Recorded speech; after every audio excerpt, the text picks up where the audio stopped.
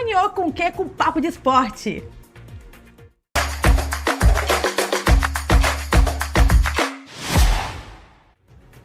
E hoje ele separou muitas pautas. Boa tarde, Angélica. Boa tarde, Brena. Boa tarde ao nosso telespectador e telespectadora do Jornal da Cultura Roraima. Isso mesmo, e vamos começar falando aí da Taça Brasil de futsal, com a participação do Constelação que está lá em Goiânia, Pernambuco. Realizou aí o seu terceiro jogo na tarde de ontem, né? O Constelação que perdeu duas, e aí a gente está olhando aí os gols, perdeu duas, empatou uma e hoje tem um jogo decisivo contra o São João do Ceará, que vale a vaga para permanecer na Taça Brasil na primeira divisão, né? Tem a divisão especial, né? Que são a elite do futsal, aí vem a primeira divisão e o Constelação precisa vencer nessa tarde. A gente vendo alguns gols aí, o Constelação que só marcou um gol até o momento aí na competição, estrearam perdendo aí para os donos da casa, né, o Atlético Goiânia. Depois perderam por 3-0 aí para a equipe do Traipu, a equipe de Alagoas. E então tá sinistra aí essa participação do Constelação. A gente espera então que na tarde de hoje, às 17h30, o Constelação vença o São João para ele se permanecer aí na primeira divisão. E agora a gente fala da bola laranja, né? A gente continua nas quadras e fala do basquete, porque começou ontem teve a abertura do primeiro desafio internacional NBR e estivemos lá e você confere tudo aqui. 2014, a presença dos pais e da torcida aqui está sendo o diferencial, né? Tudo ocorreu muito bem, os jogos estão sendo de altíssimo nível. Nós estamos vendo aqui a torcida gritando, todo mundo muito empolgado, os atletas dando o melhor de cada um deles. Então, não tem como a gente pedir mais do que isso. O evento está sendo um sucesso. Muito bom a gente tentar comparar a evolução do campeonato, né, do torneio. O nosso primeiro desafio, nós tivemos uma equipe de fora, né, e tivemos 3 equipes aqui. Como o período é curto, né, nós tínhamos equipes, 2 da Venezuela e uma de Manaus, eles não conseguem ficar muito tempo em Boa Vista. Então tivemos que encurtar, né, os jogos, o número de equipes. Então só conseguimos colocar uma equipe de Boa Vista, que foi o NBR. Mas aí a competição, esse ano, está contando com 2 equipes da Venezuela e uma equipe do Amazonas. Então foi um crescimento gigantesco e a gente espera que no próximo a gente consiga uma estrutura melhor para manter as equipes por mais tempo e conseguir trazer mais equipes de Boa Vista para que mais atletas possam usufruir desse torneio, né, de toda essa parceria que nós temos com as equipes vizinhas. E também a nossa meta é levar as equipes daqui para disputar lá, tanto no Amazonas quanto na Venezuela e tentando aí, quem sabe, uma parceria lá na Guiana. Estou muy agradecido de poder participar en la segunda edición del torneo Boa Vista. Gracias a nuestro professor. Muito agradecido em poder participar do segundo desafio internacional NBR. Graças ao nosso professor que está aqui presente no torneio. Já havia participado da primeira edição e não fomos mal. A ideia é ganhar o primeiro lugar. Gosto muito da quadra e sua estrutura, o ambiente, os diversos níveis de jogo na quadra. Viemos de Rócio mostrar o nosso talento aqui em Boa Vista. Obrigado. Aquí en Brasil, nuestros hermanos vecinos, y bueno, aquí con la segunda edición del torneo internacional de baloncesto U14, estamos muy contentos trabajando con los niños de esta edad. Y bueno, esperando muy pronto la visita de ustedes allá en Venezuela.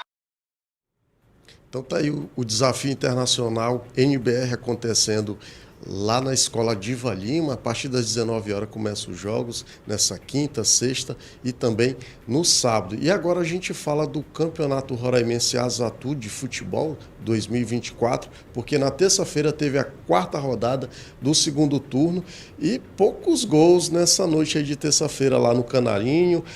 Teve o jogo entre Rio Negro e Monte Roraima, muita falação a respeito de um possível pênalti no finalzinho para o Rio Negro. Sempre vai ter, né, aquela coisa, a equipe geralmente que perde sai insatisfeita.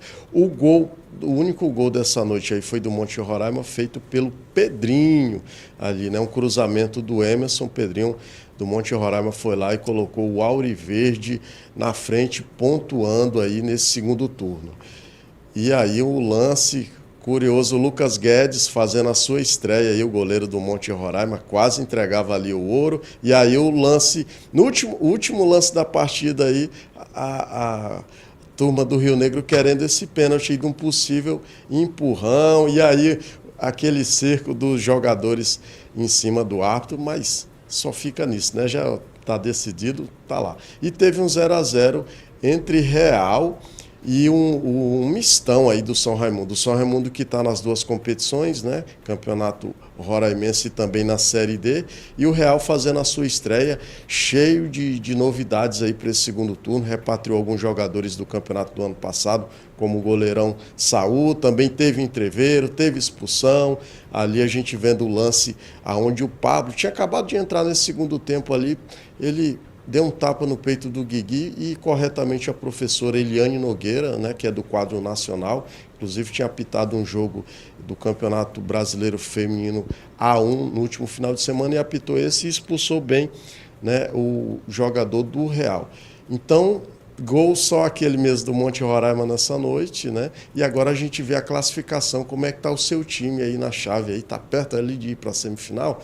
Na tela aí para você, o São Raimundo liderando a chave A com 4 pontos, tem 2 jogos, Atlético Roraima, Rio Negro com 3 pontos, o Rio Negro já tem 3 jogos, né, ainda vai fazer mais 2, e o Náutico, o lanterna do grupo com 2 empates e 2 jogos. Já na chave B, o Gás lidera com 2 jogos, lidera ali empatado, né, com o Monte Roraima, né, 4 pontos as duas equipes e 2 jogos.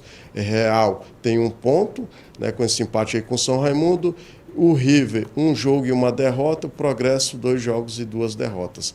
E amanhã na Vila Olímpica vai ter Atlético Roraima e River a partir das 17 horas e também Náutico e Real a partir das 19 horas. E esse jogo vai ser na Vila Olímpica porque justamente no sábado o Canarinho vai receber o Campeonato Brasileiro Série D entre São Raimundo e Manauara. Já está disponíveis aí os ingressos para você adquirir e apoiar o Mundão no sábado, dia 4, a partir das 16h30.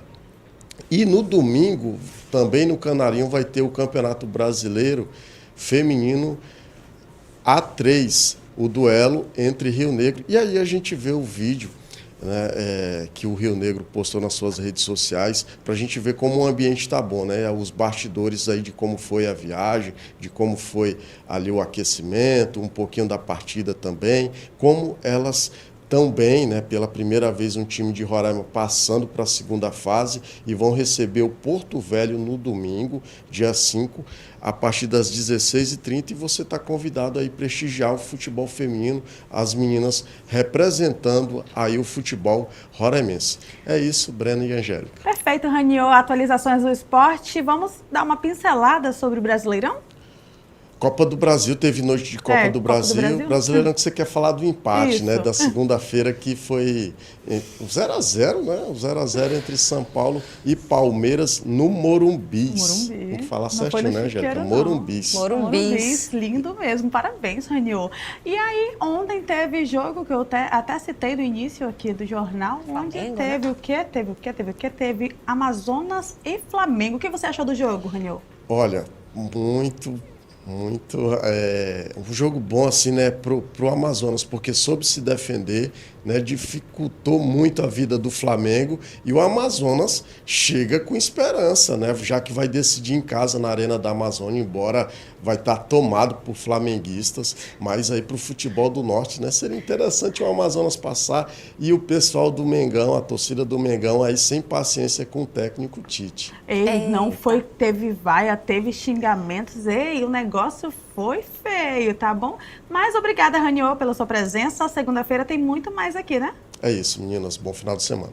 Bom final de semana, Raniô. E agora nós vamos para um breve intervalo comercial. Na volta, a nossa entrevista do dia.